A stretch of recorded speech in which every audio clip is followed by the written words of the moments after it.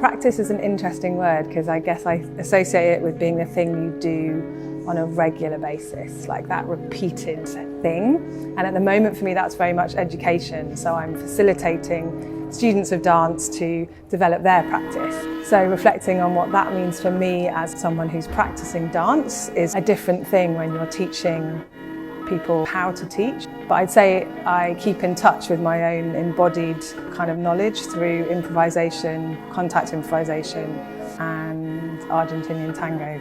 I feel like this is a tricky question to answer at the moment in the field of dance education without acknowledging that it's actually facing some really real challenges. Dance has only really been in academia for the last 40 years and we're seeing a real spate of closures in undergraduate courses at the moment. My hope is that at these moments when things are cutting back, there's maybe a bit of a sense of despondency, that also those things that are kind of dying off are creating compost or mulch for like new exciting things to grow, and maybe those things are really needed. So maybe there's a sense of some of the sort of practices at the place, for example, around decolonising what we consider to be technique.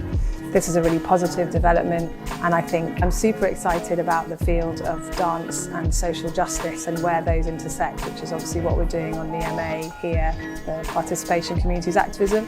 I think more and more people who are in the arts in general want their art to be meaningful, and when we're faced with so much inequality, it's about recognising the value that dance can have in creating connection between people. I think for me that's a huge part of it, and on one level that sounds very simplistic, but it also kind of starts with the micro relationships that we can build to then hopefully generate world peace. Is that too big? Probably, but you know, it does have to start somewhere, and I think dancers are actually really well equipped to bring that to the world.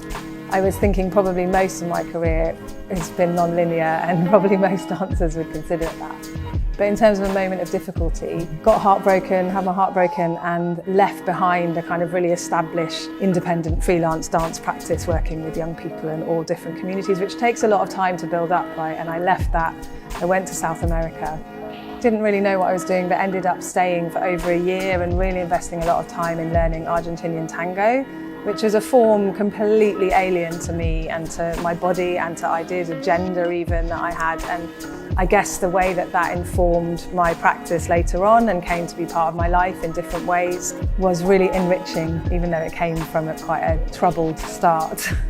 So my advice to aspiring artists would be something about not keeping your art and your life too separate. And I think what I mean by that is kind of sometimes the things that you love outside of the dance studio, you sort of leave them outside and think, now this is where I'm dancing. But actually often those are the things that can really enliven your practice and kind of bring it to life for you so that you can continue to feel motivated to pursue it over a long period of time.